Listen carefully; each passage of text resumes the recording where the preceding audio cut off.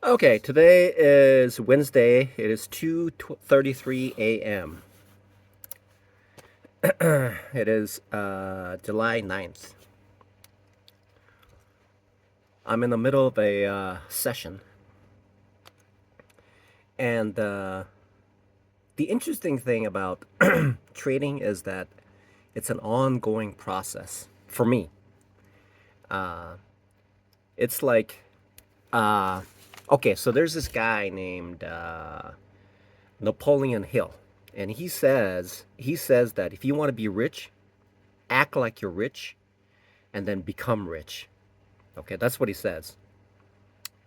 So it's very similar to the Bible as well. You believe and you you believe first, okay? And then you become, okay? So like the Bible, there are wisdom there, and so you accept it as wisdom because it says it is. And then you start to understand why it's a wisdom, right? That's how it works. So I saw this guy on YouTube, and this guy is apparently he's essentially a so this guy has a YouTube channel, and it's essentially a pawnbroker for jewelry. So this one guy walks in with a watch, uh, and the crystal on it was scratched up, and the he it seems like he might be a partner to this store that that buys and sells jewelry like watches.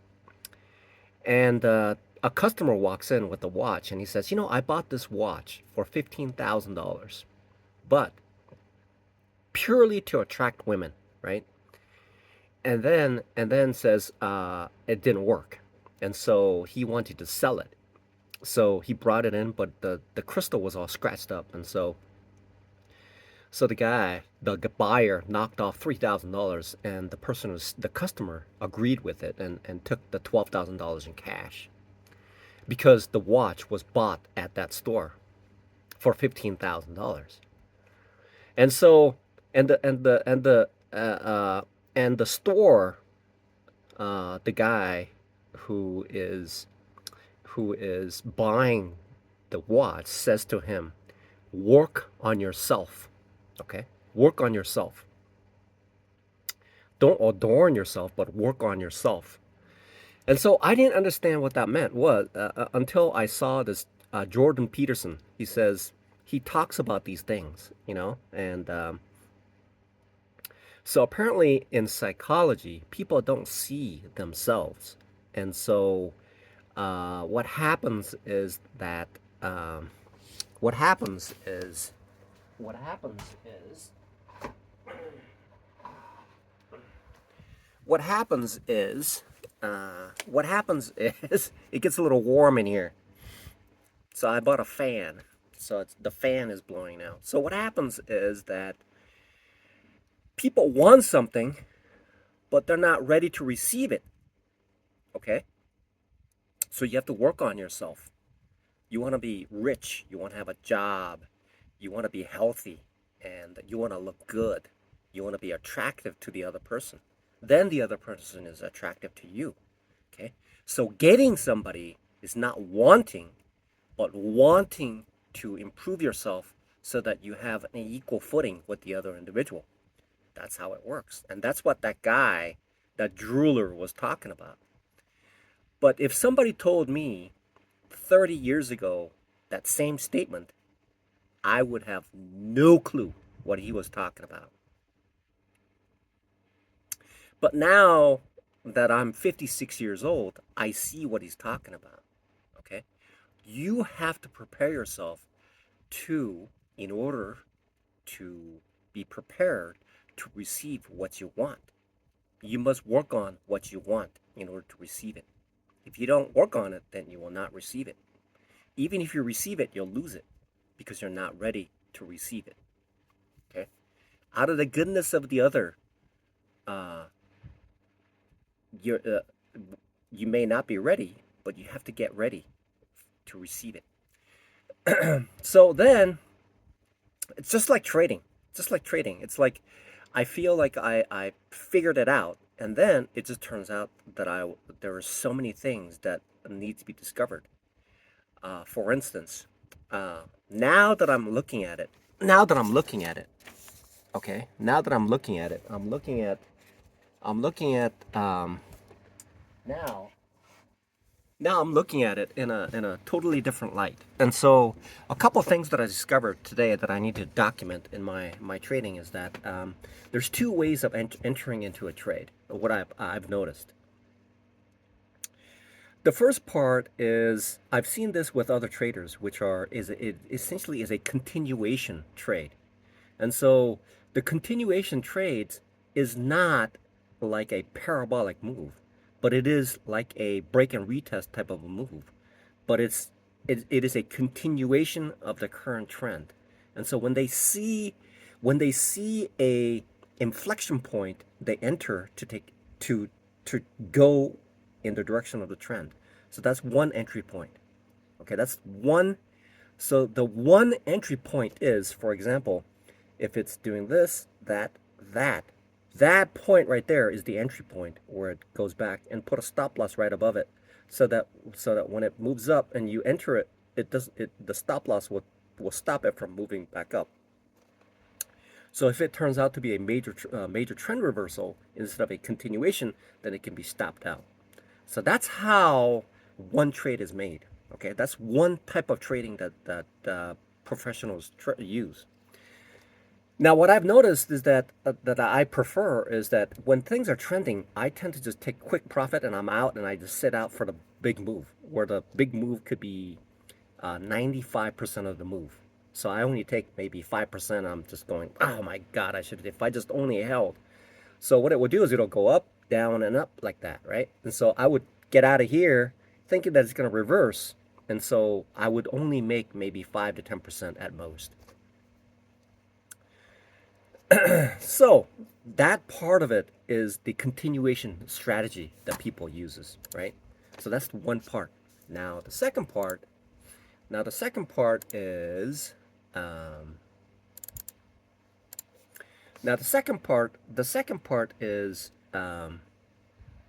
strategy that I'm comfortable with, which essentially is trading based on a strong support. Okay, so the price moves, and then it settles down onto a region where a solid support is known. Okay, so when it's there, then I prefer to trade in that manner. So in that area. So there's two types. The second part is I prefer a support area where I can enter to ride out the trend reversal. That's what I like to trade. Okay, and so there's two types I need to document. Okay, because that is the type of trading that I prefer to take. So that's where the current situation is. Okay. All right. I'm at a loss for words right now. Okay, but that's the way there's two types. There's the two types that I need to be looking out for. So then, so then what seems to be happening is that if I'm going to make a trade, I'm waiting for the price to move. In both of those situations, I have a picture. I have a picture based on what I saw. Okay, so I look at a scenario, and I have a picture of what I'm expecting things to happen, what I'm expecting things to occur. Okay, that's what my thinking is, that something is going to happen in a certain way, right? That's my expectation of the trade. Okay, that is my expectation. And then that means that I'm looking for the price to move into the direction where I believe it's going to form into that structure. Okay, whether it's going to be a continuation or it's going to be a major trend reversal, right? So those two things that I'm waiting for that particular structure occur, that structure to occur for me to enter into the trade. And so what I am waiting for, what I am waiting for, which I didn't do in the past, is that if I look at a candle anywhere it is, I would just get in. Okay? Anywhere there's a candle, whether it was going down or whether it was going up or whether it was moving sideways, what I found myself doing is entering into a trade because the size of the candle. But in reality, what I need to do is now,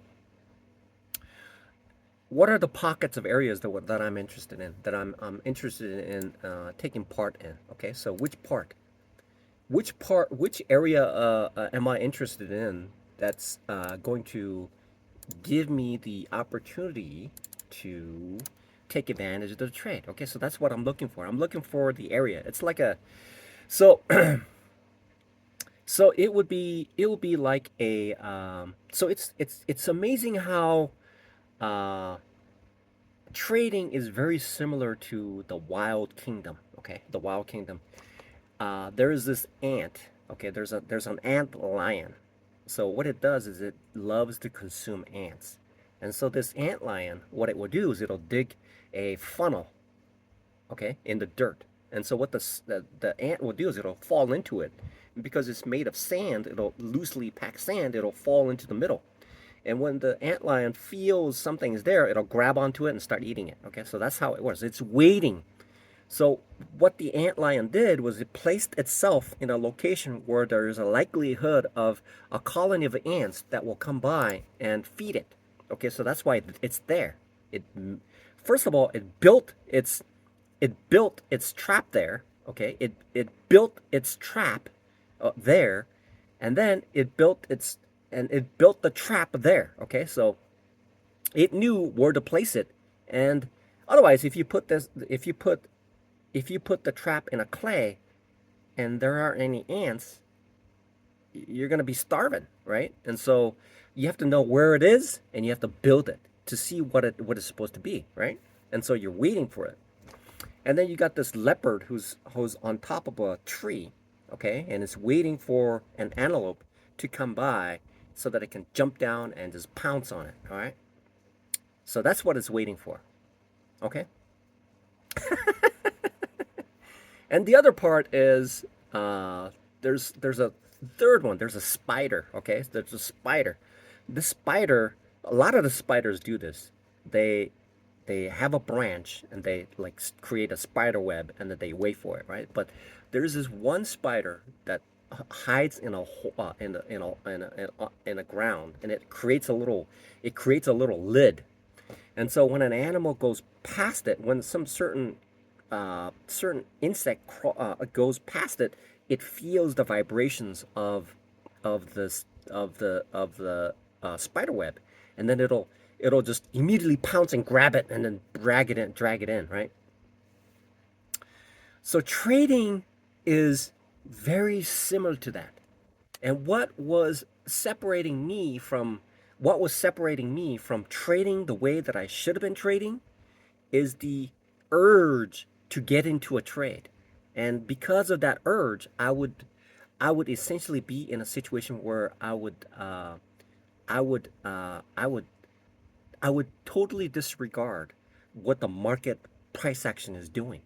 Okay, I would be in a trade where market price action was doing something, but I would totally disregard it because this because of this urge to get into the trade.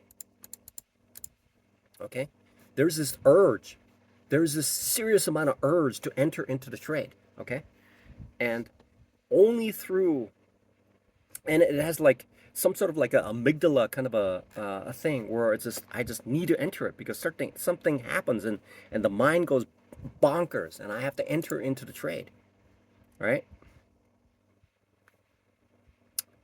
And so now what I've noticed is that now I'm thinking to myself, okay, so in this area it's going to form this, okay? At this area, at this area, location, location, location. Okay, so it's like real estate. Do I have anything on that? So trading is very similar to like a real estate business. It's like location, location, location, location. Okay, it's a location where you get in and what you do in that location. So if you build if you build a if you plan to open up a McDonald's restaurant, you want to make sure.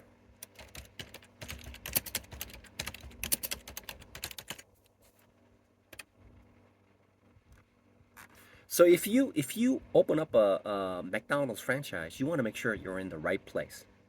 And then because it's McDonald's, you set up the right thing because you're trapping human beings. Now human beings love McDonald's burgers and all that stuff, right? Okay, so you have the right product, okay? So if you're looking to go long, that's the product, okay? And the sizing and the volume, right? But the location is going to tell you where in which of the price that you're going to get into, right? So that is a critical component of trading.